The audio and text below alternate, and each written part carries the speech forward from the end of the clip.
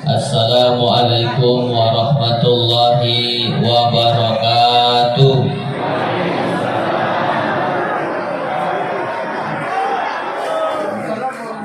Anak raja pagi menyelam, pergi menyelam di laut berbuih.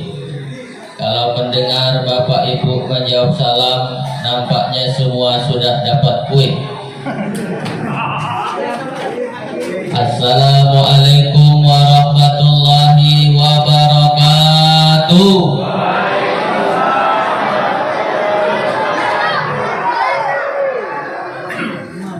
Yang jawab salam mudah-mudahan rezekinya makin dilapangkan oleh Allah Subhanahu wa taala. Yang tidak jawab salam mudah-mudahan suaminya kawin lagi.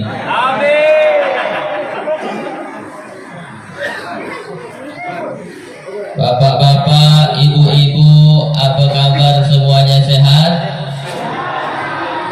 Kita ucapkan alhamdulillahi rabbil alamin.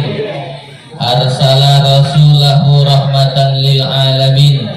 Allahumma salli wa sallim wa barik ala sayyidina wa maulana Muhammadin wa ala alihi wa sahbihi wa man tabi'ahu bi ihsanin ila yaumiddin, amma ba'du.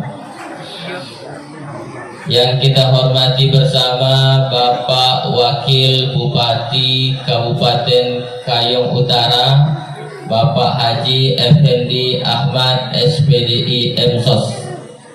Alhamdulillah sudah 2 kali saya ke Kayong Utara.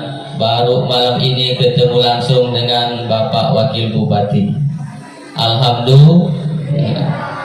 Tadi karena beliau berpantun, adat orang Melayu harus dibalas. Tanam selasih di tepi padi, selasihnya dari Malaysia. Terima kasih kepada Bapak Wakil Bupati yang nampaknya lebih ganteng dari kakek saya.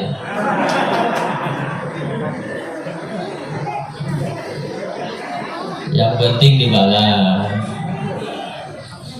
Kemudian yang kita hormati Bapak anggota DPRD Kabupaten Kayong Utara, Bapak Herwansyah. Kemudian Bapak Camat, Bapak Hambali. Yang mana Pak Camatnya? Sebelah mana? Oh, ada. Ya pokoknya itulah yang terhormat pokoknya. Mau ada. Kemudian Bapak Kepala Desa Teluk Batang, para alim ulama, kemudian tokoh agama, tokoh masyarakat, para ustadz, hadirin hadirat, muslimin muslimat yang belum kawin atau belum sunat, serta ibu-ibu yang di belakang. Ini saya lihat sampai keluar ibu-ibunya. Terus terang yang di belakang sekaligus saya tidak bisa membedakan mana anak gadis, mana nenek-nenek.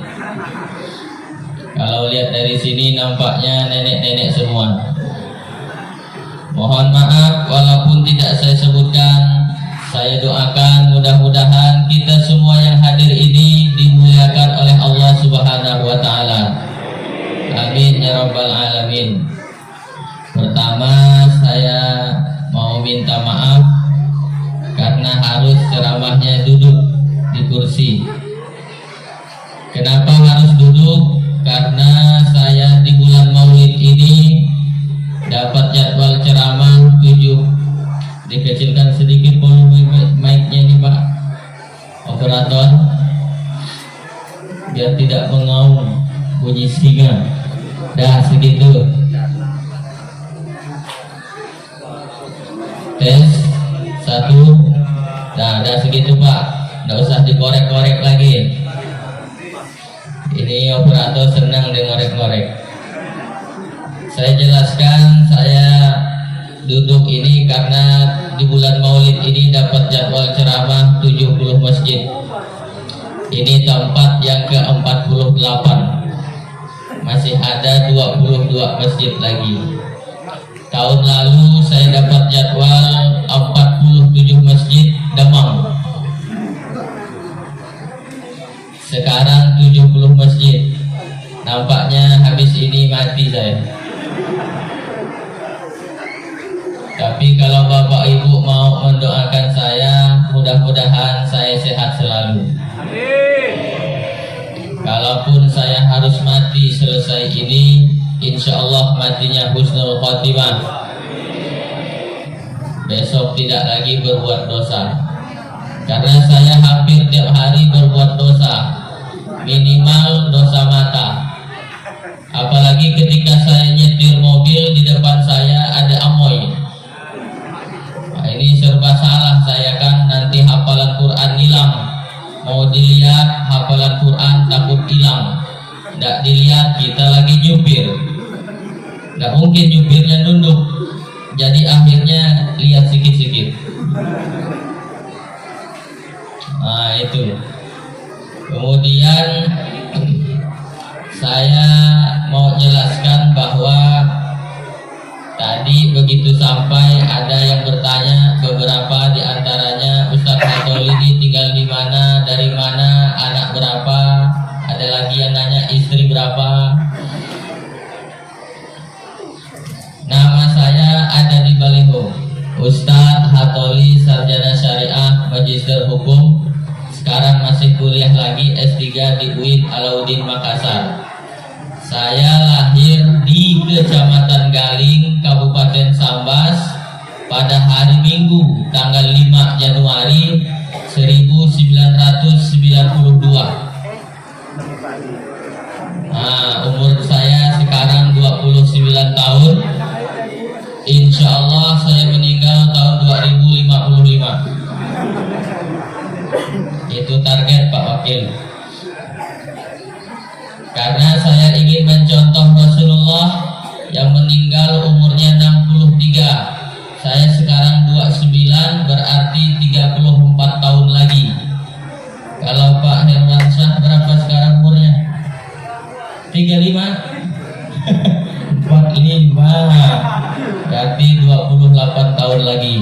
Insya Allah 18 tahun lagi. Tapi kata Nabi, a'maru ummati baina sittin wa sab'in wa aqalluhu may yazidu dzalik. Umatku itu umurnya berkisar antara 60 sampai 70, dan sedikit sekali yang lewat daripada 70 itu. Bahkan banyak orang yang belum 60 sudah meninggal. Betul? Contohnya Nike Ardila. Ibu, Bu.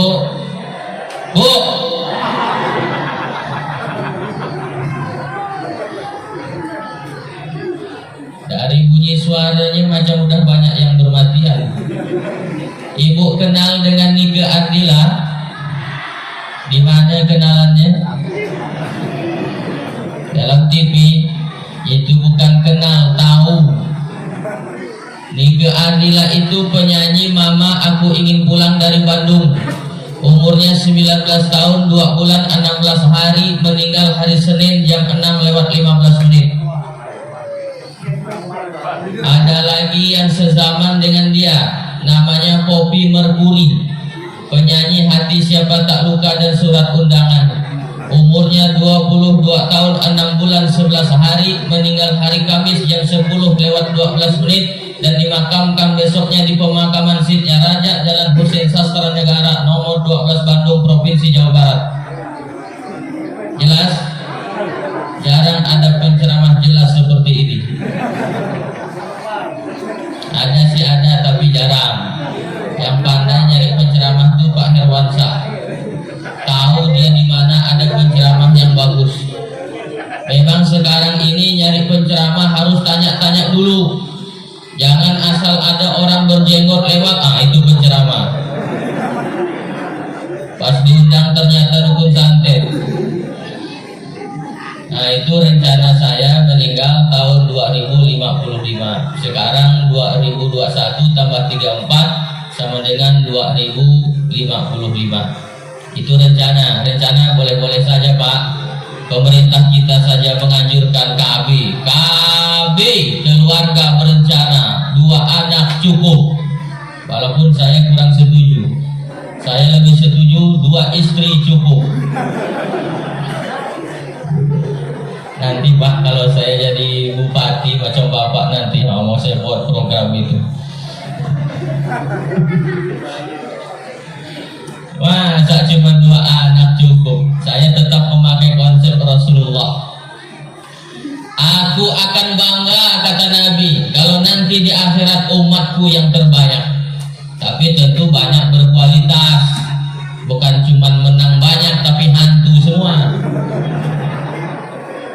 Satu penjudi, satu pezina, satu mabuk, satu koruptor, satu melarikan anak orang. Tentu Rasulullah kecewa. Nah, saya ini 7 bersaudara. Saya 7 adik-beradik. Dari 7 adik-beradik itu sayalah yang paling ganteng, kata ibu saya. Tapi istri saya, nah ini saya udah beristri, Bu. Mudah-mudahan ibu tidak ada yang kecewa.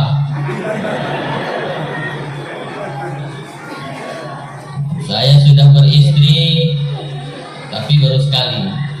Masih ada 3 kursi kosong. Anak saya 1, dan alhamdulillah kemarin hari Ahad saya dapat WA dari istri saya, dia habis tes pack, ternyata dia positif hamil lagi. Alhamdulillah, itu kabar baik buat saya. Ustadz Hatoli, nanti target anaknya berapa banyak? Saya ingin mencontoh mertua saya, 14 anaknya. Bagus tuh, anak banyak, 14. Kalau cuma 2, nanti 1 kesetrum, 1 tenggelam, habis. Coba kalau 14, 1 kesetrum masih ada 13, 1 tenggelam masih ada 12. Dan yang hebatnya lagi, sekarang mertua saya karena anaknya 14, sekarang tiap bulan masing-masing 1 orang ngasih 1 juta. Jadi 14 anak, berapa gajinya sebulan? 14 juta. Kata ayah mertua saya, kalau tahu gini dulu aku tambah lagi anak gue. Nah, makanya bapak-bapak nih yang baru 2 anaknya pulang dari sini gaskan lagi.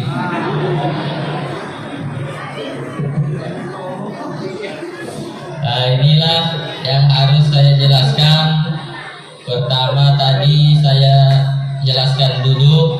Kedua, saya kenalkan diri saya. Saya sehari-hari ngajar sebagai dosen di IAIS Sambas, kampus IAIS Sambas. Kemudian yang ketiga, saya ingin buat MOU dulu. Jadi kita ini harus tanda tangan MOU, Memorandum of Understanding between me and you. Ini ceramahnya kita sepakati dulu, mau berapa lama? Hah? Bu, Ibu, berapa lama, Bu? 2 jam. Itu ngundang apa kontrak? Ibu kuat 2 jam? Hah? 2 jam kuat nggak? Bapak 2 jam kuat nggak melawan Ibu?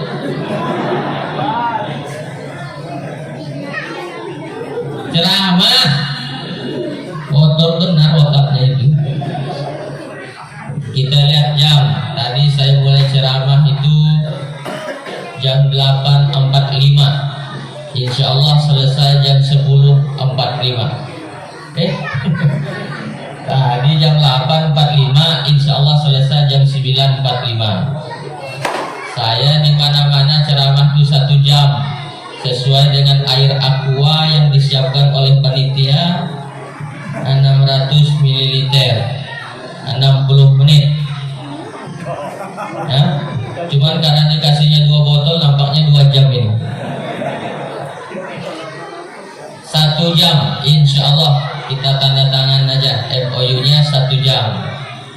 Gimana, setuju semua 1 jam?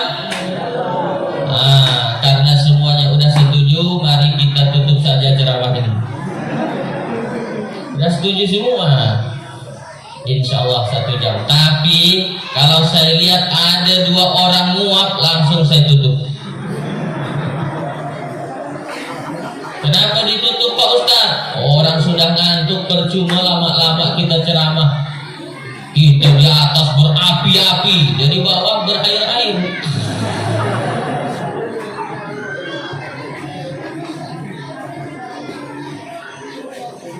Saya malam hari ini rasanya merasa senang, bahagia luar biasa. Kenapa? Semuanya hadir, ramai. Wakil bupati ada, Pak camatnya ada, ada. Nanti Pak wakil dicari itu sama dia. Pak kepala desa ada, Pak dewannya ada, ustadz ulamanya ada, bapak-bapaknya ada, ibu-ibunya ada, nenek-neneknya ada, anak-anak ada. Nah, satu nih yang ada nih, anak gadis. Nah, dia anak gadisnya di sini ya. Lihat dari sini pokoknya nenek-nenek semua. Nah, saya tuh pernah ceramah di sebuah masjid, jamaahnya terbagi 2. Sebelah kanan nih kakek-kakek semua, umur 70 tahun ke atas. Yang sebelah kiri anak-anak semua, umur 7 tahun ke bawah. Yang 7 tahun ke bawah ini hingar sehingar-hingarnya Pak. Yang 70 tahun ke atas ini senyap sesenyap-senyapnya.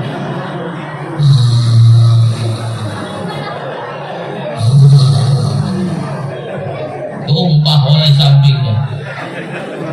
Tapi malam hari ini semuanya lengkaplah hadir. Mudah-mudahan kita tidak cuma kumpul di masjid ini, di dunia ini, tapi nanti kumpul lagi di akhirat dalam surga Allah Subhanahu wa Ta'ala. Amin ya rabbal alamin. Nah, itu lanjut tadi cerita target saya meninggal tahun 2055. Tetapi Bapak Ibu, kalau sudah cerita kematian, malaikat maut datang tidak melihat kalender, tidak lihat tua atau muda, tidak lihat miskin atau kaya, tidak lihat pejabat atau rakyat jelata. Semuanya kita mati, betul? Orang kaya, orang miskin, raja-raja, rakyat biasa, Pak Dewan,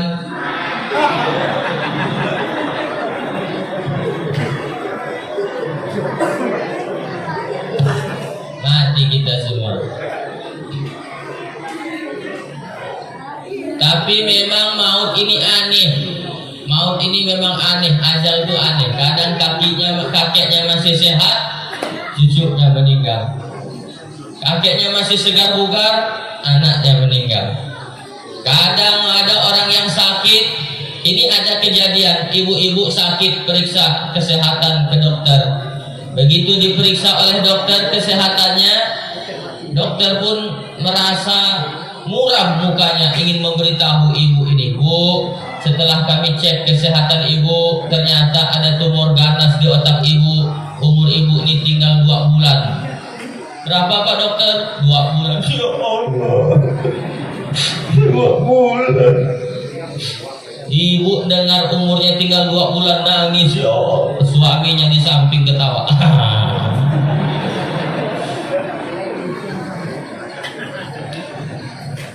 Bu, kira-kira kenapa suaminya ketawa itu? Hah? Kawin lagi? Tidak semua laki-laki begitu, cuma rata-rata begitu.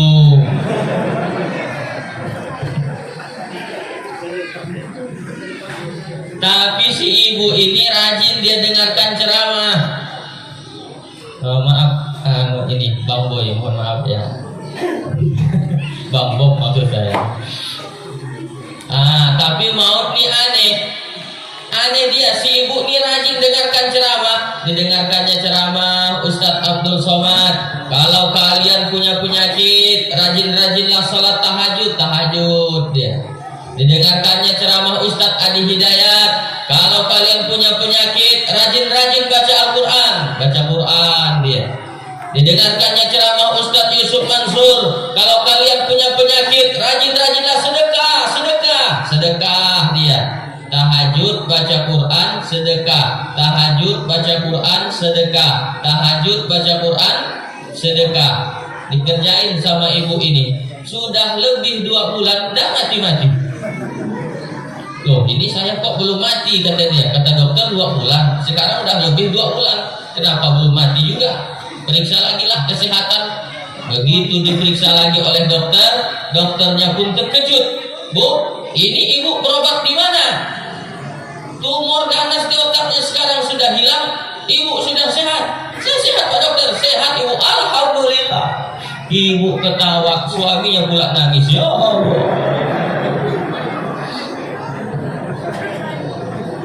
Gagal proyeknya. Nah, jadi ajal itu tidak harus sakit. Sebaliknya malah, kenapa Bapak? Sebaliknya malah ada bapak-bapak periksa kesehatan ke dokter, cek jantung sehat, ginjal sehat, paru-paru sehat, usus sehat, sehat semuanya. Surat keterangan Anda sehat. Nah, kesenangan dia girang luar biasa, lari dia, saya sehat. Langgar roto mati.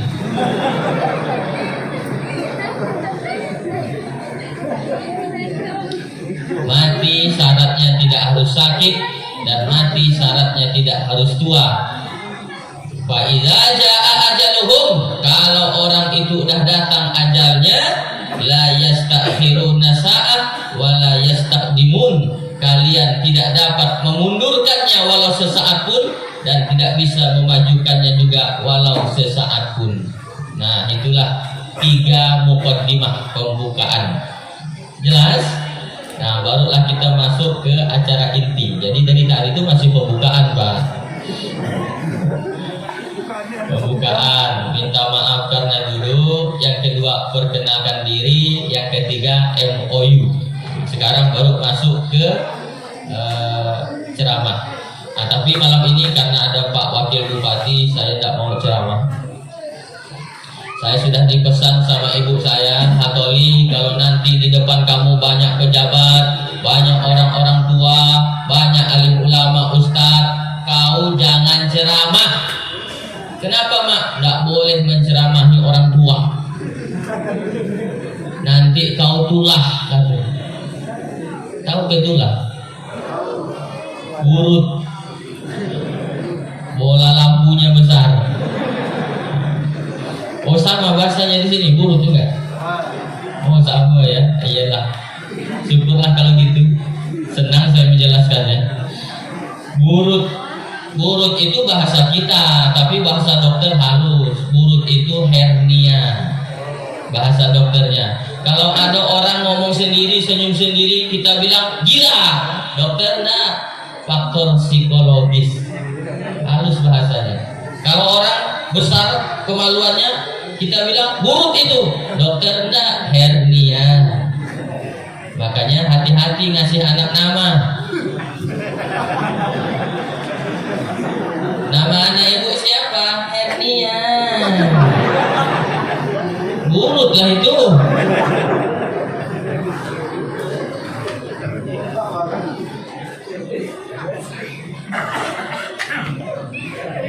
Nah, jadi malam ini saya cuma mau cerita-cerita saja, tapi cerita tentang Nabi Muhammad Sallallahu Alaihi Wasallam. Cerita pertama, suatu hari ada seorang paman Nabi. Kalau orang Sambas nyebutnya Pak Tua. Paman Nabi itu namanya Abdul Uzza. Siapa namanya, Pak? Siapa namanya, Pak? Yang kedengaran ujung-ujungnya Abdul Uzza. Kenal Abdul Uzza? Tidak kenal. Ada nama panggilannya. Nama panggilannya Abu Lahab. Kalau Abdul Uzza mungkin tidak banyak yang tahu, tapi kalau Abu Lahab banyak yang tahu. Sama macam kita di kampung ini lebih kenal nama panggilan daripada nama asli. Makanya nanti nanti kalau mau kenalan sama orang, jangan cuma nanya satu nama, tanya juga nama panggilannya. Nama bapak siapa? Hermansyah. Panggilannya Bongkeng. Umpamanya nih Pak, jangan tersinggung Pak. Ini kan cuma contoh. Saya berharap siapapun yang dengarkan ceramah saya ini jangan ada yang tersinggung. Karena pengalaman di beberapa tempat ada orang tersinggung dengan ceramah saya, 2 hari setelah itu mati. Nanti kita tengoklah. Kalau 2 hari ini mati dia tersinggung berarti dengan ceramah saya. Memangnya pernah ada yang tersinggung Pak Ustadz? Pernah. Saya ceramah di sebuah masjid, diundang sama pengurus masjid, hadirlah kepala desa. Lalu kepala desa manggil MC. MC itu pembawa acara. MC sini sebentar. Ya, tolong kasih tahu Ustadz Hatoli. Ya Pak Kades, nanti ceramahnya jangan bahas tentang jilbab. Kenapa Pak Kades? Kau kan tahu biniku belum berjilbab. Iyalah, kata dia. Ustadz, nanti ceramahnya jangan bahas tentang jilbab ya Ustadz. Kenapa memang? Istri kepala desa pada berjilbab. Oh iyalah, kata dia. Iya aja Pak, biar cepat urusannya. Begitu diri saya, siapa yang istrinya tidak berjilbab, membuka aurat keluar rumah, dibiarkan sama suaminya, dia suami istri masuk neraka jahanam.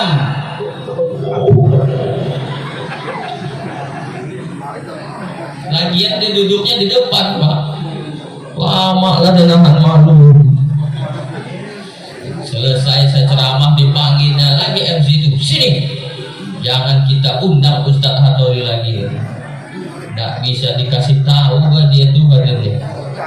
Benar Pak, setahun setelah itu nggak pernah lagi saya diundangnya. Tapi tahun kedua tiba-tiba ada panitia pengurus masjid nelpon, Assalamualaikum Pak Ustadz Hatoli. Waalaikumsalam. Bisa nggak ngisi lagi ceramah di masjid kami? Loh, katanya waktu itu Pak Kadesnya tersinggung. Maaf Pak Ustadz, Pak Kadesnya udah mati.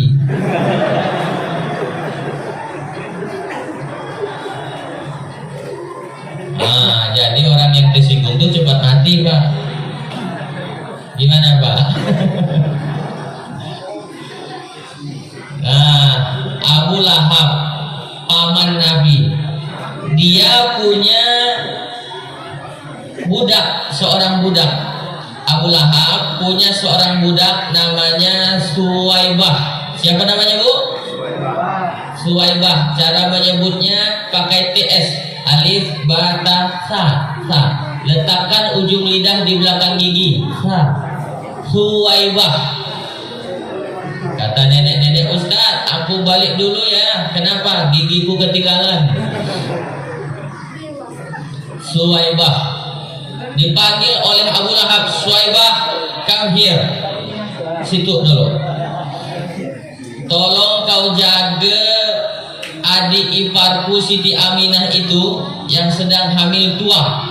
Nampaknya bentar lagi mau melahirkan. Kau jaga dia sampai melahirkan.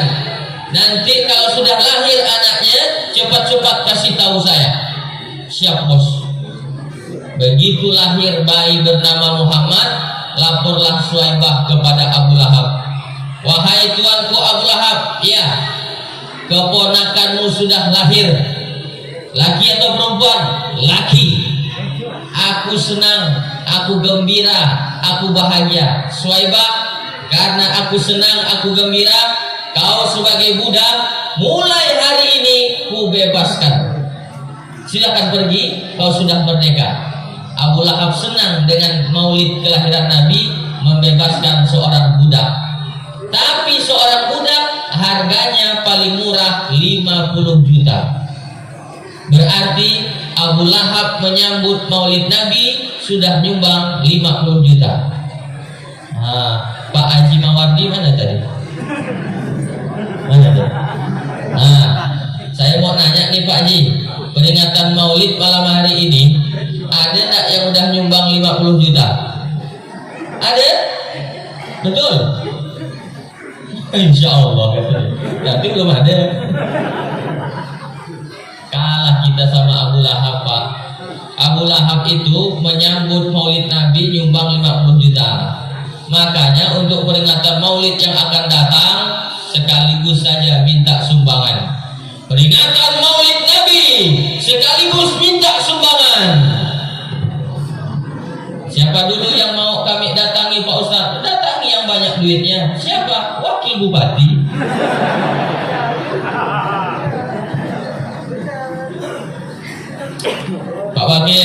Pak Wakil mau nyumbang berapa ini? Saya 10 juta. Nah, di bawah Abu Lahab Pak Wakil. Siapa lagi datangi? Bapak anggota DPRD, Pak Dewan datangi. Pak Herwansyah, Pak Dewan, ya, Bapak mau nyumbang berapa? 20 juta. Nah, agak dekat sedikit dengan Abu Lahab. Abu Lahab itu nyumbang 50 juta, Pak. Tapi karena dia ini kafir, Abu Lahab masuk neraka. Tidak ada kita yang ragu bahwa Abu Lahab itu masuk neraka, karena ada ayatnya, tabat yada abi lahabil wa tab. Abu Lahab pasti masuk neraka. Lalu kemudian Abu Lahab ini punya adik namanya Abbas. Siapa namanya? Abbas. Abbas bermimpi melihat abangnya masuk neraka. Wahai abangku Abu Lahab, iya, masuk neraka ke kau bang. Au. Abu Lahab kayak utara ini. Enggak, dipakai bahasa gitu, Pak. Masuk neraka ke kau bang. Au. Panas ke neraka tuh bang. Dah tahu kau panas, nanya pula. Tapi kata Abu Lahab, "Khuffifa ilayya fi kulli isnin." Tapi azabku diringankan oleh Allah setiap hari Senin. Kenapa? Li'itaki Suwaibah, karena aku senang pada saat itu memerdekakan budak bernama Suwaibah. Kafir senang dengan maulid Nabi, masuk neraka tiap hari Senin, ringan azabnya. Maka kalau ada orang di Teluk Batang senang dengan maulid Nabi tapi tidak pernah sholat, di akhirat masuk neraka tiap hari Senin, ringan azabnya. Mau enggak? Enggak usah sholat, enggak usah puasa, enggak usah zakat, enggak usah sedekah, cukup senang dengan maulid Nabi, di akhirat masuk neraka tiap hari Senin, ringan azabnya. Mau? Kenapa tak mau? Lumayanlah dapat diskon sehari. Tapi Selasa, Rabu, Kamis, Jumat, Sabtu, Minggu hangus. Apa pelajarannya? Sedangkan orang yang kafir senang dengan maulid Nabi, masuk neraka tiap hari Senin, ringan azabnya, dapat keberkahan atas kelahiran Nabi. Itu orang kafir. Apalagi lah bapak ibu yang di depan saya ini, sejak lahir sampai mati nanti insya Allah tetap asyhadu alla ilaha wa asyhadu anna Muhammadar Rasulullah. Inilah dia umat Nabi Muhammad yang bersyahadat, insya Allah di akhirat mendapatkan syafaat dari Nabi Muhammad Sallallahu Alaihi Wasallam. Makanya biasakan mengucapkan la ilaha illallah. Di Teluk Batang nih ada nggak orang yang masih tahlilan? Masih ada di Teluk Batang? Orang tahlilan mengucapkan apa dia?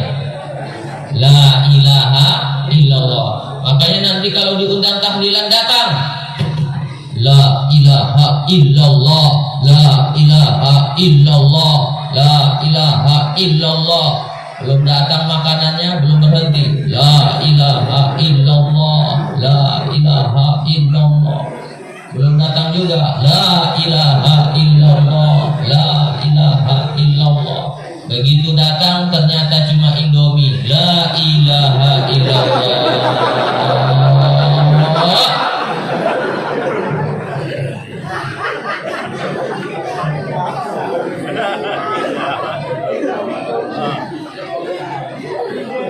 Itu ciri orang yang kurang ikhlas amalnya.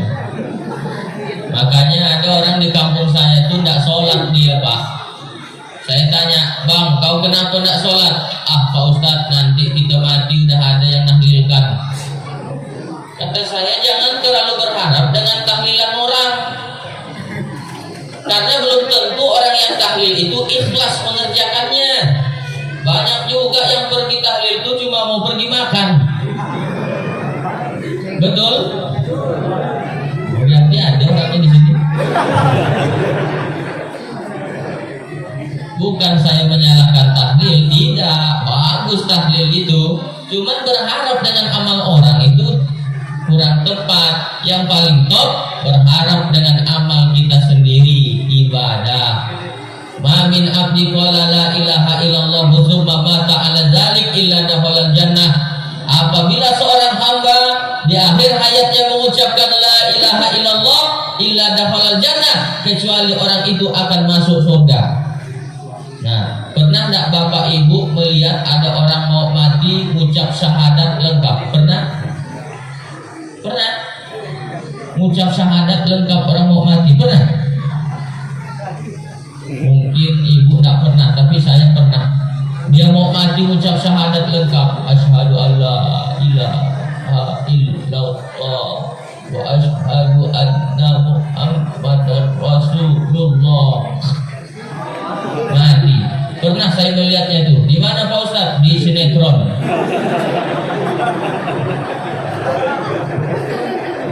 Aslinya mah payah. Jangankan orang yang tidak sholat, orang yang sholat sekalipun belum tentu di akhir hayatnya bisa mengucapkan itu. Orang akan dimatikan sesuai dengan kebiasaannya. Kalau kebiasaan Bapak Ibu tiap hari rajin la ilaha illallah, insya Allah di akhir hayatnya bisa mengucapkan itu. Orang akan dimatikan sesuai dengan kebiasaannya. Kalau Bapak Ibu senang baca Quran, insya Allah matinya sedang baca Al-Quran. Banyak tuh kita lihat di video di Facebook, YouTube, orang mati sedang baca Al-Quran.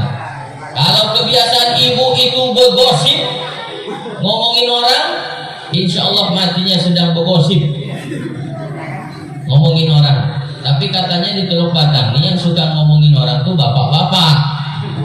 Ibu-ibu sih jarang ketinggalan. Ibu katanya udah lama ya kita nggak ketemu, udah 4 bulan rasanya. Saya ada cerita bagus nih Bu, mau saya sampaikan. Apa ceritanya Ibu tahu nggak Bu? Wakil bupati kita sejak rajin keluar kota, istrinya sekarang keluar malam ada yang jemput laki-laki nggak pakai celana. Umpamanya, insya Allah tuh matinya dalam keadaan bergosip dia. Ini saya mau cerita di kampung saya. Ada orang ini tidak sholat, nggak pernah sholat, kerjanya main catur aja di warung. Ini masjid, samping masjid itu warung. Itu dia main catur saja di situ. Azan di masjid, bukan dia ke masjid. Ini saya cerita di kampung saya, Pak. Di kampung saya. Di kampung siapa, Pak? Iya. Cerdas lah itu. Dia main catur aja di warung tuh. Azan berkumandang dia tidak peduli. Allahu Akbar, Allahu Akbar. Step. Allahu Akbar, Allahu Akbar. Stop. Begitu dia mau mati, tidak bisa mengucapkan syahadat. Bolak-balik istrinya nyuruh ngucap bang la ilaha illallah. Tidak bisa dia ngucap. Abang ngucaplah bang, cepatlah bang ngucap bang la ilaha illallah. Tidak bisa. Datanglah kawannya yang biasa tempat dia main catur itu. Kenapa suamimu ini? Inilah udah saya suruh ngucap 3 hari 3 malam, tidak bisa-bisa. Oh kata dia, ini tidak perlu disuruh ngucap. Jadi gimana? Tunggu bentar. Diambilkannya HP, dicarikannya foto, ditunjukkannya. Ini ke?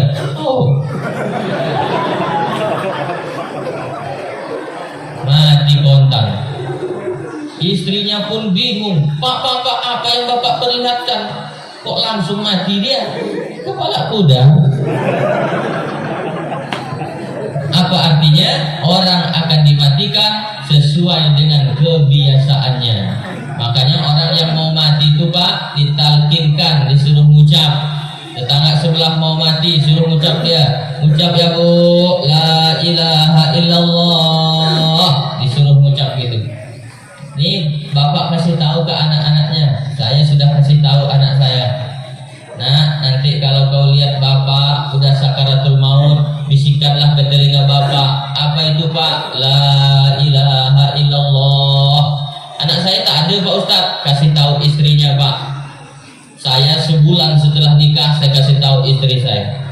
Dek, nanti kalau kau lihat abang udah sakaratul maut, bisikanlah ke telinga abang. Apa itu Bang? La ilaha illallah. Sekarang Bang, nanti. Mau cepat aja deh kita mati kan. Tapi yang dibisikkan la ilaha illallah itu kalau sakitnya udah parah. Udah parah baru dibisikkan la ilaha illallah. Jangan ibu suaminya baru di rasa sakit kepala abang ini la ilaha illallah. Apa-apaan kau ini katanya. Sejak dengan ceramah Ustaz Hatoli kayak kesurupan terus kuliah.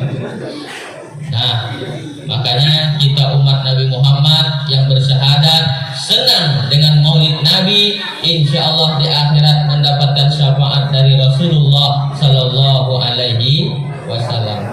Makanya heran saya, ada orang sekarang tidak senang dengan maulid Nabi. Ada tuh Pak, nggak boleh peringatan maulid Nabi kata dia. Itu bid'ah, tidak pernah Nabi mengerjakannya, tidak pernah sahabat mengerjakannya. Betul, saya setuju. Memang tak pernah sahabat mengerjakannya. Kenapa? Masih segar di benak sahabat itu tentang Rasulullah. Ini sekarang umat Nabi Muhammad KTP Islam, nikah secara Islam. Coba tanya berapa jumlah anak Nabi? Tidak tahu. Berapa jumlah istri Nabi? Tidak tahu. Makanya peringatan maulid ini bukan kita mau bid'ah, kita mau mengingatkan umat Nabi Muhammad tentang Nabi yang kita cintai, Nabi Muhammad Sallallahu Alaihi Wasallam. Karena ini sudah 14 abad yang lalu. Coba saya tanya ibu bapak semuanya, mana yang lebih mudah menghafalnya, sejarah atau lagu?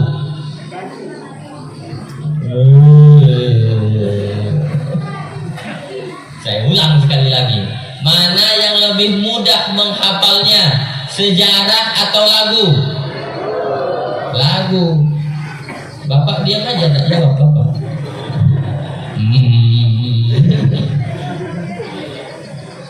Lagu itu lebih mudah kita menghafalkannya.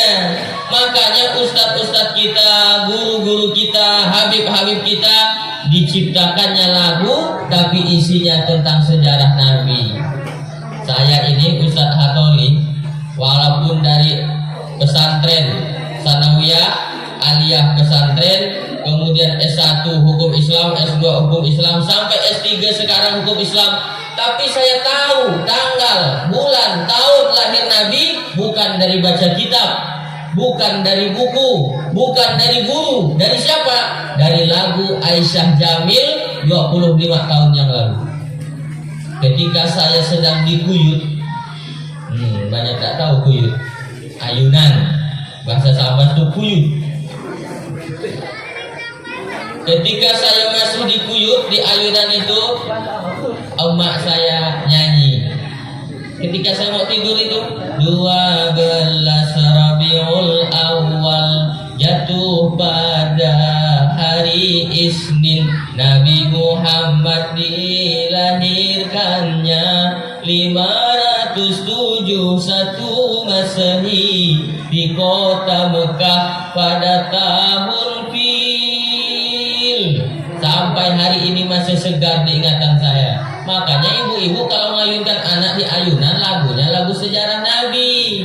Ini tidak lagu India.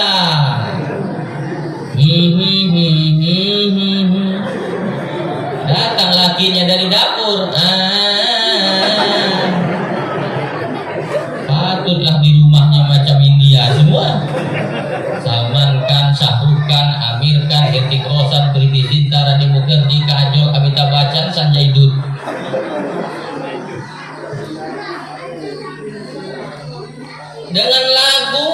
Dengan lagu tentang sejarah Nabi, insya Allah anak-anak kita nanti ingat, makin cinta dia dengan nabinya. Makanya ibu-ibu yang masih lagu-lagu yang tidak mendidik itu ganti sekarang.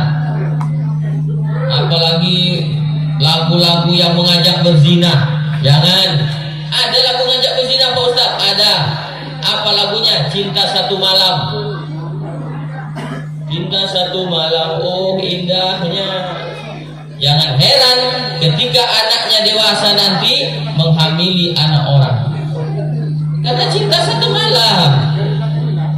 Apalagi inilah ibu-ibu nanti kalau sudah dapat masalah baru nyari ustaz. Ustaz Hatoli, iya bu, bisa tidak Pak Ustaz Hatoli ruqyah anak saya? Kenapa mau diruqyah? Nakalnya luar biasa nih Pak Ustaz. Lagu apa ngayunkannya? Kucing garong Pak Ustaz. Patutlah. Nah, sebenarnya lagu itu banyak manfaatnya asal liriknya bagus. Liriknya memberikan nasihat. Bu, saya mau tanya bu, boleh bu? Boleh saya tanya ibu? Jawab yang jujur ya. Ada enggak suaminya di rumah yang enggak sholat? Kok banyak sekali?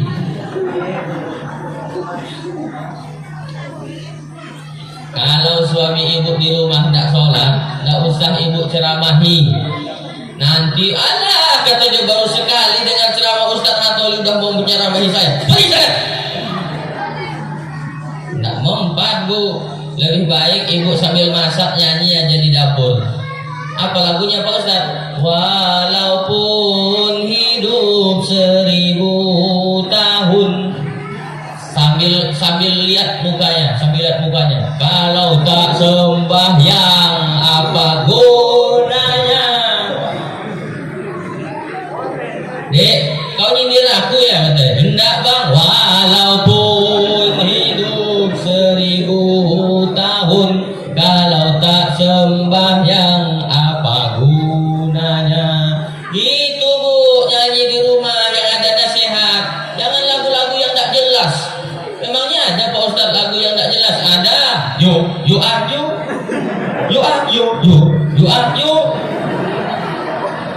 Ayo apa? Kan tak jelas itu Pak. You are you.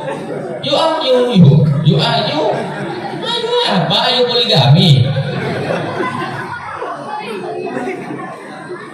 Nah, jadi kita ini bukan mau bid'ah, bukan kita mau bid'ah enggak.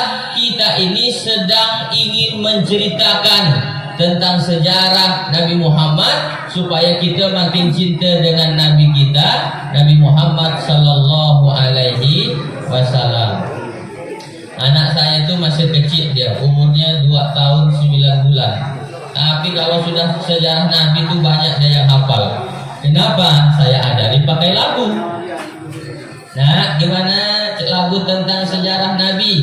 Anak-anak Nabi ada 7 orang, 3 laki-laki, 4 perempuan. Pertama Qasim, Abdullah, Ibrahim, Zainab, Ruqayyah, Ummu Kalsum, Fatimah. Ibunya bernama Siti Aminah, ayahnya bernama Abdullah, kakeknya bernama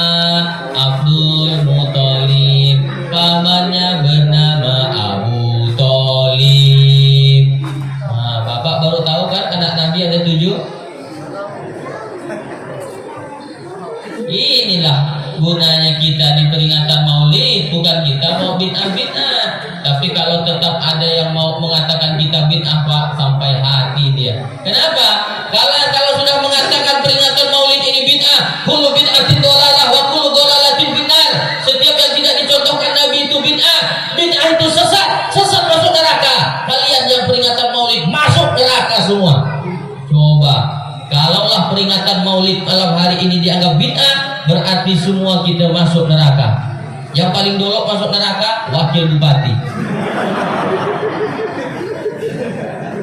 Dia induknya di sini, disusul sama Pak Dewan Angus, Pak Kades Ratung. Yang paling panas nerakanya yang ceramah. Tidak semudah itu saudaraku mengatakan acara ini bid'ah. Tapi tidak dicontohkan oleh Nabi. Memang karena zaman dulu itu sahabat masih segar ingatannya. Untuk mengumpulkan orang ramai ini kan susah. Diadakan acara maulid, momennya peringatan maulid supaya orang kumpul ramai. Karena mau mengumpulkan orang ramai ini kan susah Pak Dewan, ya kan? Bapak kan Dewan. Mengumpulkan orang ramai itu susah. Ini saya cerita di kampung saya, caleg yang gagal itu. Udah dikasih kain sarung, baju kaos, nah juga datang. Kerjanya ngumpulkan baju kaos. Partai mana aja yang kampanye diambil sama dia. Tapi dia tak nyoblos. Golput. Masih banyak yang gitu. Ini di kampung saya, di kampung saya. Di kampung siapa? Ibu bapak hadirin yang saya hormati, itulah cerita pertama yang ingin saya sampaikan, bahwa kita harus senang dengan peringatan Maulid Nabi Muhammad Sallallahu Alaihi Wasallam. Minta maaf saya sama Pak Wakil Bupati ini karena saya tidak ceramah pakai bahasa Sambas. Khawatirnya nanti banyak yang tidak ngerti Pak. Saya tidak mau juga memaksakan bahasa Sambas. Inyan ke? Kan banyak yang tidak tahu. Bahasa Sambas itu bukan kemana, ngape, dari mana, bukan itu bahasa Sambas. Ngape kita kata colong. Nah, tahu kan? Sama loadingnya. Ibu bapak, saya pakai bahasa persatuan aja. Kami muda-mudi Indonesia, pemuda-pemudi Indonesia bersumpah satu bahasa Indonesia, walaupun campur-campur sedikit. Cerita yang kedua, udah ngantuk belum tapi nih? Jadi sampai jam berapa kita nih? Hah? Jam 2. Masya Allah.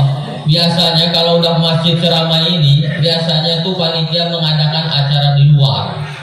Cuma takut hujan dia. Saya pernah tuh ceramah di sebuah masjid. Acaranya tuh di luar masjid, di halaman, dibuatkannya panggung pentas. Saya tanya ketua panitia, Pak, kenapa acaranya di pentas di luar masjid ini? Kenapa tidak di masjid aja? Ada 2 alasannya Pak Ustadz. Pertama takut masjid itu tidak muat. Yang kedua ada orang takut masuk masjid.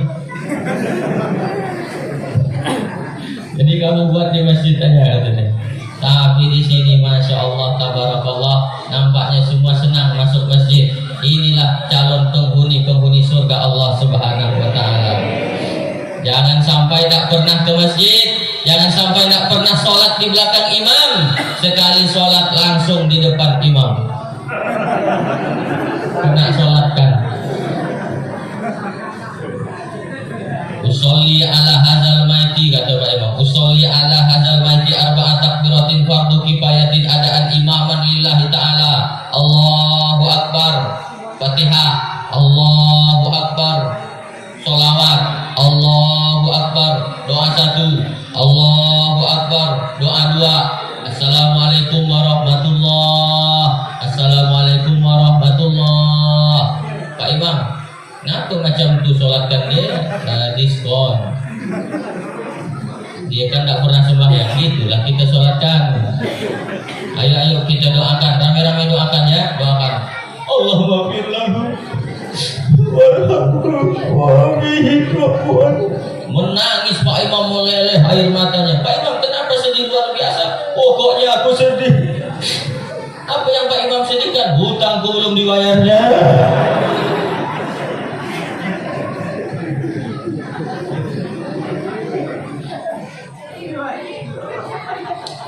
Saya mau cerita yang kedua. Tapi saya haus ini. Boleh saya minum sebentar? Jangan kemana-mana, saya akan kembali setelah lewat yang satu ini.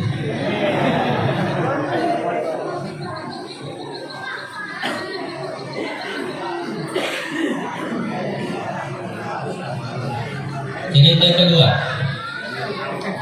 Suatu hari Rasulullah berkumpul dengan para sahabat. Ini hadis riwayat Muslim, nomor hadis 5611. Nabi berkumpul dengan sahabat lalu bertanya, "Atadruna manil muflis?" Tahukah kalian wahai sahabat siapakah orang yang bangkrut? Ada sahabat yang jawab, "Ya Rasulullah, al-muflisu fina man la dirhama lahu wala mata." Menurut pendapat kami, orang yang bangkrut itu orang yang tidak punya duit. Bukan, kata Nabi. Oh, orang yang bangkrut itu setelah dia bisnis, usaha, lalu dia rugi, kena tipu, tidak punya duit. Itu orang yang bangkrut. Kata Nabi, bukan. Kata Nabi, innal muflisa min ummati. Orang yang bangkrut dari golongan umatku. Ini Nabi bilang umatku, bukan Yahudi, bukan Nasrani, bukan Majusi. Innal muflisa min ummati. Sesungguhnya orang yang bangkrut dari golongan umatku, mayyati qad syatama hada. Orang yang nanti dibangkitkan di akhirat menghadap Allah, dia membawa pahalanya. Pahala apa? Bisolatin, pahala solat, wasyamin, pahala puasa, wazakatin, pahala zakat. Sayang, kata Nabi, tangan kanannya bawa pahala, tapi tangan kirinya bawa dosa. Ketika dia sedang setor pahala solat, ya Allah, ini pahala solat saya. Datanglah orang protes, orang nuntut di hadapan Allah. Ya Allah, sebentar, di dunia dia memang rajin sholat, tapi saya pernah difitnah oleh dia. Gara-gara fitnah dia itulah saya gagal nyalek. Di dunia saya tidak bisa balas. Sekarang saya nuntut keadilan. Kata Allah, tidak ada kejahatan yang tidak dibalas hari ini. Ambil seluruh sholatnya. Berapa tahun dia jadi caleg? 3 periode ya Allah jadi dewan. 15 tahun berarti. Ambil pahala sholatnya 15 tahun. Ini saya cerita di kampung saya, Pak. Di kampung saya. Pokoknya nggak usah khawatir, nggak kena kampung Bapak. Kampung saya aja. 15 tahun berarti 3 periode itu dia. Ambil pahala sholatnya. Habis. Lalu setor lagi dia pahala puasa. Ya Allah, ini pahala puasa saya, ini yang Ramadannya, ini yang 6 hari Syawalnya, ini yang Senin Kamisnya, ini yang puasa Nabi Daudnya, setor. Datang lagi orang, sebentar ya Allah, di dunia dia memang rajin puasa, tapi dia pernah menggeser patok tanah saya ya Allah. Gara-gara digesernya itu tiap tahun saya kebanjiran. Kenapa tidak kau lawan? Kata Allah, manalah mau kau lawan, dia polisi. Ada polisi di sini. Nah, ini polisi di kampung saya. Begitu saya mau lawan, dikeluarkannya pistolnya, balik lagi saya. Di dunia saya tidak bisa menuntut, tapi sekarang saya menuntut ya Allah. Kata Allah, berapa tahun kau bertetangga dengan dia? 30 tahun. Ambil pahala puasanya selama 30 tahun. Habis. Setor lagi pahala zakatnya. Ya Allah, ini pahala zakat saya, ini sedekah saya. Datang lagi orang, ya Allah, di dunia dia memang rajin berzakat, tapi korupsinya lebih besar dari zakatnya. Ini cerita di kampung saya, Pak Wakil. Kata Allah, ambillah pahala zakatnya, habis. Ketika seluruh pahalanya sudah habis, aduh gimana nih, kata dia, pahala saya udah habis semua, sementara orang yang nuntut masih banyak. Kata Nabi, qabla ayyudoma alaih, sebelum kebaikannya menutup, faturihat alaih, diambillah dosa orang-orang yang pernah dia sakiti, dia caci maki, dia fitnah, dia zolimi, diambil dosanya, ditimpakan kepada dia. Nah, inilah orang yang bangkrut, kata Nabi. Pahala dipreteli, dosa dikasih. Ibaratkan orang dagang, modal habis, tagihan hutang datang terus. Kenapa? Orang ini akhirnya wa ukhizatin nar, akhirnya dia dimasukkan ke dalam neraka. Na'udzubillah. Kenapa orang yang rajin sholat, rajin puasa, rajin zakat di akhirat masuk neraka?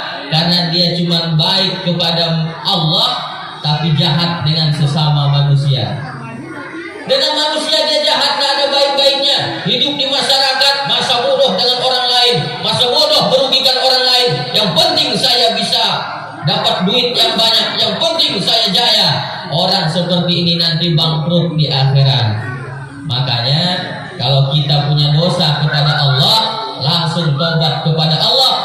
Tapi dosa kepada sesama manusia belum Allah ampuni sebelum kita minta maaf dengan orang yang bersangkutan.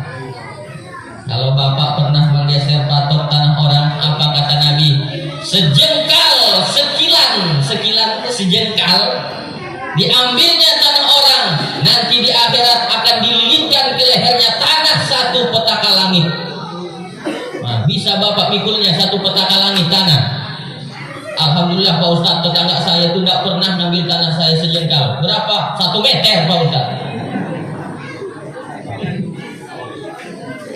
Ibu bapak, orang macam ini biar rajin sholat, rajin puasa, rajin zakat, haji, umroh, bolak-balik, tidak selamat dia di akhirat. Kenapa? Dosa dengan manusia belum Allah ampuni kalau tidak minta maaf. Tapi kalau kita dosa dengan Allah gampang, cukup tobat kepada Allah. Dosa itu kan ada tingkatannya Pak. Ada dosa kecil, ada dosa sedang, ada dosa berat, dosa besar. Dosa kecil itu seperti melihat amoy pakai rok pendek, nah, itu dosa kecil. Tapi dosa kecil ditumpuk-tumpuk banyak juga Pak. Bapak jangan biasakan melihat artis rok pendek, nanti bawaannya mau selingkuh. Salah satu faktor penyebab laki-laki mau selingkuh karena sering melihat perempuan di luar lebih cantik dari istrinya. Akhirnya ketika melihat bini orang, titik air liurnya. Melihat bini seorang di rumah, titik air matanya. Kalau Bapak melihat aurat orang, itu dosa kecil. Dengan berwudu, insya Allah gugur dosanya, hapus. Nah, itu resepnya. Wah, kalau gitu nanti saya lihat terus saja Pak Ustaz. Habis wudu nanti hilang. Iya kalau sempat wudu, kalau tidak sempat, ada dosa yang sedang. Nah, dosa yang sedang tuh Bapak pulang habis sholat Jumat bukan sendal, itu dosa sedang. Ada nggak orangnya di sini? Ada, mana dia?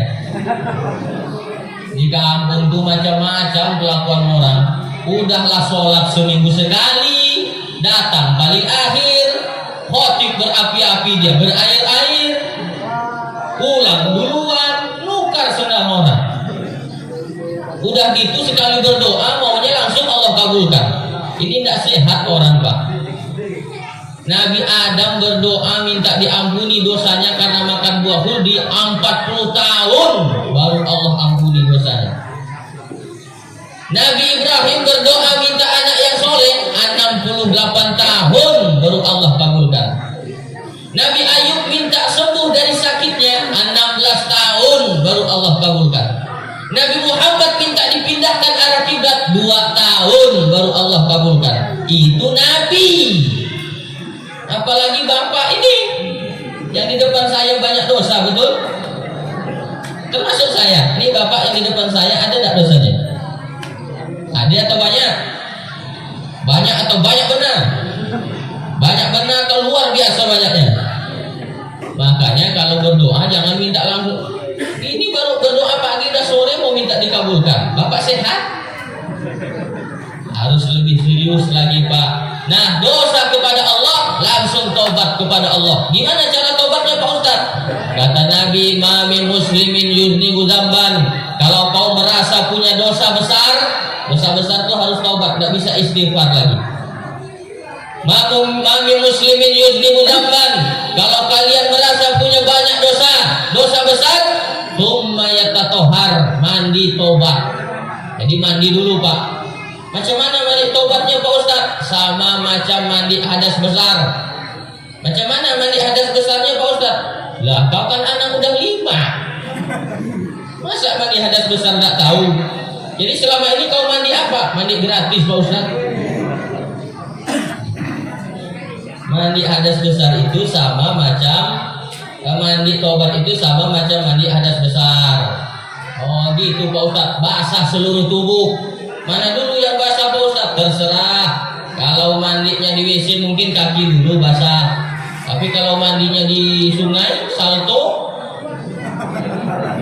mungkin pala dulu basah. Oh kalau mandi tobat hilang dosa kita Pak Ustaz, hilang. Apalagi kalau mandinya ke tengah laut. Bukan cuma dosanya yang hilang, kaunya hilang sekalian. Setelah mandi tobat, sholat sunnah taubat 2 rakaat.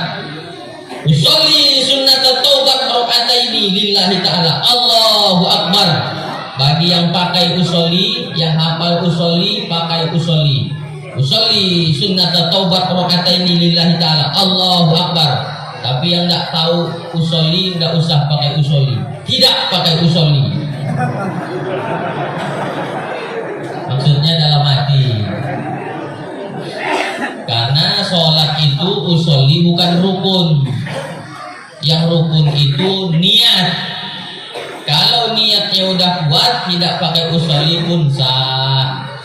Makanya bapak-bapak yang tidak sholat karena khawatir tidak tahu usolli, jangan sampai tidak sholat. Yang penting niat udah kuat, sholat. Pakai bahasa orang Kayong Utara lah. Gimana bahasa orang Kayong Utara? Ya Allah, aku nih sholat maghrib 3 rakaat ya. Allah.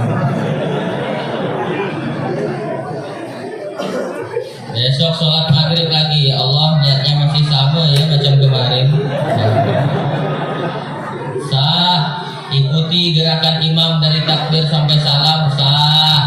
Itu dia Pak. Nah, ayat yang dibaca ayat apa Pak Ustaz? Selesai Fatihah, baca Fatihah lalu baca surah. Itu sunat. Kalau hafal Ali Imran ayat 129. Tapi kalau tidak hafal Qul huwallah. Rakaat pertama kedua Qul huwallah. Tapi kalau Qul huwallah pun tidak hafal Fatihah saja. Salat 2 rakaat. Selesai salat sunat 2 rakaat Pak Ustaz, banyak-banyak istighfar. Astaghfirullah Rabbal baraya. Astaghfirullah minal khataya. Banyak istighfar. Astagfirullah. Saking nyaringnya dia istighfar, terbangun bininya. Astagfirullah. Terbangun bininya. Bang, abang nangis kenapa bang? Banyak dosaku deh. Dosa apa bang? Dosa bercinta. Bang, kita kan tak bercinta, kita langsung nikah, bukan sama kau. Sebelum kau ada 27. Apa?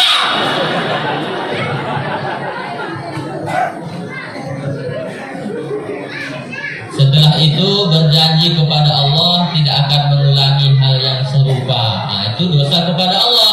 Langsung tobat kepada Allah. Udah habis waktunya Pak.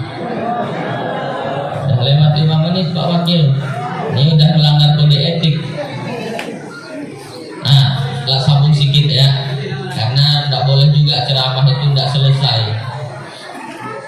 Itu dosa kepada Allah. Tapi dosa kepada sesama manusia belum Allah ampuni sebelum kita minta maaf dengan orang yang bersangkutan. Nah, misalnya Bapak pernah nyolong sendal, itu syaratnya harus minta maaf, dikembalikan sendalnya. Tidak bisa Bapak, saya tobat ya Allah, tidak akan nyuri sendal lagi. Tapi sendal orang disimpan terus. Karena menyangkut hak manusia harus dikembalikan. Makanya korupsi itu Pak Hermansyah, korupsi itu susah tobatnya. Karena menyangkut hak rakyat, hak orang ramai. Makanya saya kalau nanti korupsi, saya akan buat video minta maaf. Cara minta maafnya buat video. Misalkan saya Bupati Kayong Utara, masyarakat Kabupaten Kayong Utara sekalian, saya Bupati Kayong Utara, Katolik SSDMH. Ini ngayal aja, ngayal.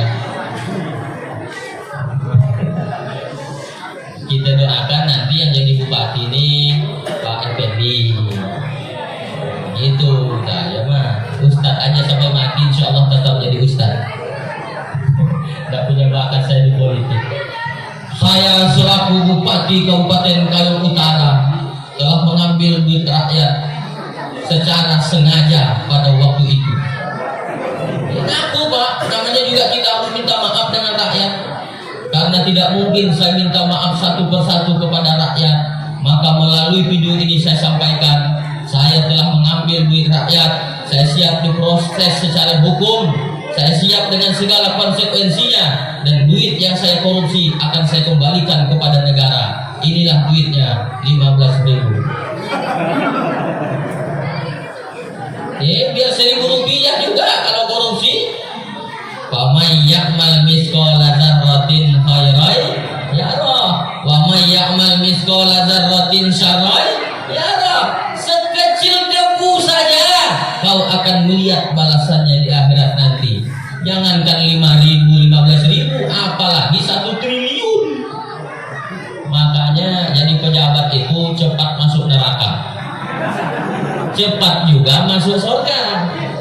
Coba nanti kalau Pak Effendi Ahmad jadi bupati, amin Pak ya.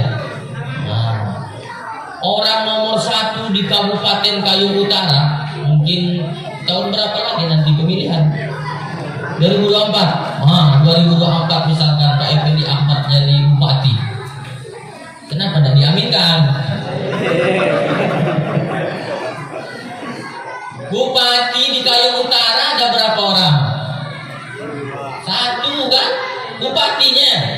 Ustadz di Kayong Utara ada berapa? Banyak. Makanya ustadz di akhirat kalau mau masuk surga harus ngantri. Bupati tidak perlu, dia sendiri. Tapi kalau dia salah gunakan jabatan, malaikat pun gampang nyarinya. Ini.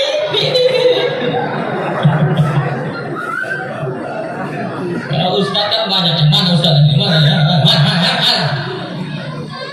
Tergantung digunakan untuk apa jabatan itu. Saya paling senang kalau seorang pejabat itu menggunakan jabatannya untuk menolong agama Allah.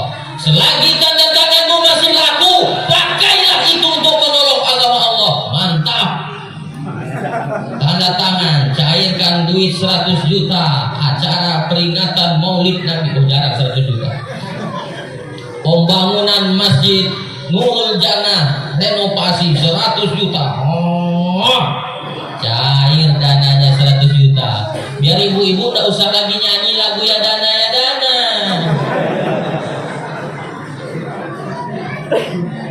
Ini kan ibu-ibu kalau udah ada caleg datang, orang kampanye disambut pakai lagu ya dana ya dana. Mau minta dana. Ya dana ya dana, ya dana ya dana, ya dana dana, la la la la la la la. Nggak cair dananya. Kenapa? Backing vokalnya salah. Lah kan bahasa Arab artinya tidak. Minta dana tapi backing vokalnya la la la la la la la. Tidak. Ya nggak cair lah dananya. Jangan nanti udah pensiun, tanda tangan udah nggak laku, baru nyari ustaz. Ustaz, apa yang bisa kita goncangkan untuk Kayong Utara? Apa yang mau digoncangkan? Tangan pun udah bergoncang. Kalau mau berbuat waktu itu ketika tanganmu masih laku. Udahlah Pak, Bapak masih jadi pejabat? Enggak Pak Ustaz, dah pensiun. Udahlah, kata saya banyak-banyak berdoa supaya husnul khotimah. Nah, ibu bapak saya senang dengan pejabat itu, dia mudah masuk surga dengan jabatannya. Tapi awas, salah gunakan, lebih dulu dia masuk neraka. Tergantung menggunakannya. Kenapa sampai ke situ ceramahnya? Minta maaf. Jadi kalau pejabat korupsi dia harus minta maaf dengan rakyat, dan belum Allah ampuni dosanya sebelum dia minta maaf. Gitu juga Bapak Ibu di masyarakat yang pernah berbuat salah dengan tetangga, ya Bu ya, itu harus harus minta maaf ibu. Ya Allah, ternyata aku pernah mencuri pakaian ibu itu. Minta maaf. Misalnya ketika tetangga sebelah lagi jemur pakaian, Bu, saya minta maaf ya Bu. Minta maaf apa? Dulu waktu ibu ada jemur baju, bagus bajunya, aku ambil Bu, diam-diam ku pakai, kata dia. Ibu mau ndak maafkan saya? Oh, jadi kau yang ambilnya? Iya Bu, tolonglah maafkan saya Bu. Oh, ndak apa-apa, kata dia. Baju itu kau ambil, ndak apa-apa. Kenapa Bu? Dulu saya pun ambil di tempat lain. Jadi kita perampok lah, kata dia. Harus minta maaf, tapi tidak semuanya harus disebutkan kesalahannya. Misalnya bapak minta maaf sama Pak RT, pernah jalan-jalan berdua malam minggu sama istri Pak RT. Nah, itu tidak perlu disebutkan. Kalau disebutkan makin panjang urusannya. Pak RT, saya minta maaf. Apa salah kau? Itulah malam minggu bini Pak RT ku bawa. Apa kata dia? Patut aku tidur kedinginan. Nah, tapi yang disebutkan tuh kalau sengketa tanah, kalau soal hutang, nah itu perlu disebutkan. Jelas Bapak Ibu? Dosa kepada Allah langsung tobat kepada Allah. Tapi dosa dengan sesama manusia belum Allah ampuni sebelum kita minta maaf.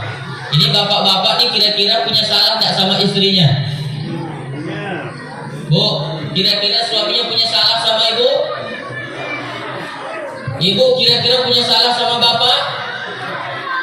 Saling minta maaf, saling. Tidak boleh ada yang merasa paling benar. Saling, namanya saling memaafkan.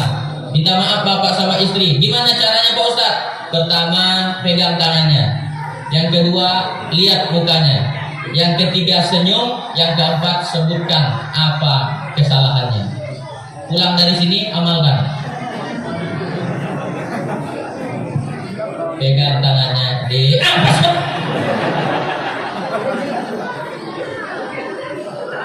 Ini tadi ada ceramah dari Pak Ustadz Hatoli, harus diamalkan. Harus minta maaf sama istri. Oh gitu, gimana caranya tuh? Katanya pegang tangan istri, lihat wajahnya, lalu senyum, sebutkan kesalahannya. Ah gitu, oh gitu ya bang.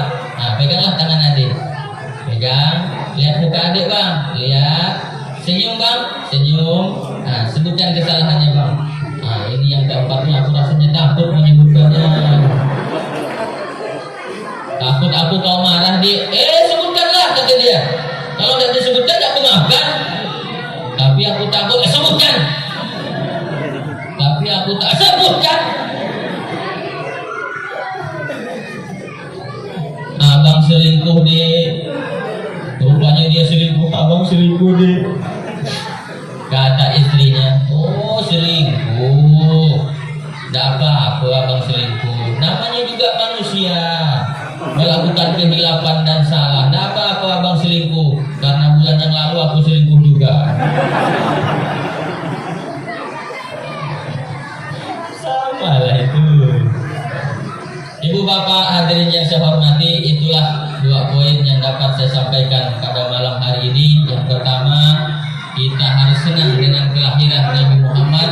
Yang kedua, kita harus minta maaf kalau dosa kepada sesama manusia, dan harus minta ampun kepada Allah kalau dosanya kepada Allah.